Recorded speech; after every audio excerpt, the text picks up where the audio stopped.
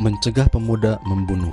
Kekerasan, termasuk pembunuhan, begitu dekat dengan kehidupan anak-anak dan para pemuda.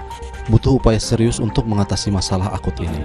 Dari laporan Inspire, hasil riset Organisasi Kesehatan Dunia WHO bersama beberapa badan dunia lain pada 2016, diketahui bahwa sekitar 1 miliar anak mengalami kekerasan emosional, fisik, dan seksual.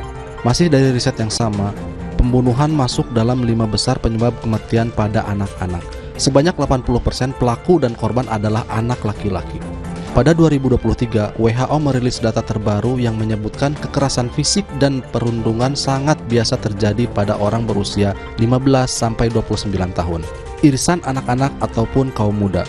Selain itu, 37% dari total 176.000 pembunuhan di dunia misalnya melibatkan para pemuda. Di dalam negeri, laporan jurnalisme data harian Kompas pekan ini menunjukkan fakta serupa dengan riset WHO. Kekerasan di kalangan anak-anak dan kaum muda tidak hanya memicu kematian prematur dan korban luka-luka, tetapi turut menyebabkan dampak serius jangka panjang terhadap fungsi fisiologi ataupun sosial para korban dan pelaku. Biaya kesehatan hingga layanan kesejahteraan dan penanganan kriminalitas meningkat. Produktivitas dan nilai properti tereduksi.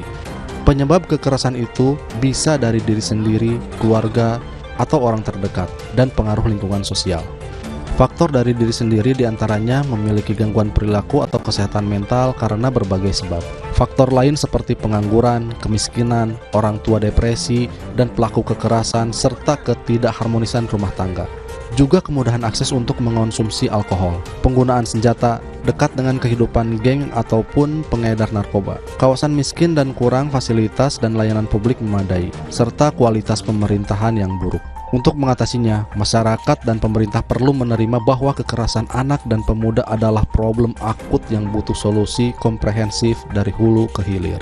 Setiap anak, pemuda, dan rumah tangga perlu memiliki kemampuan mengelola amarah, memetakan masalah, dan mengembangkan keterampilan menyelesaikan persoalan. Untuk tercapainya butuh program yang melibatkan perpanjangan tangan pemerintah seperti melalui RT RW, puskesmas, sekolah, serta menggandeng organisasi non-pemerintah.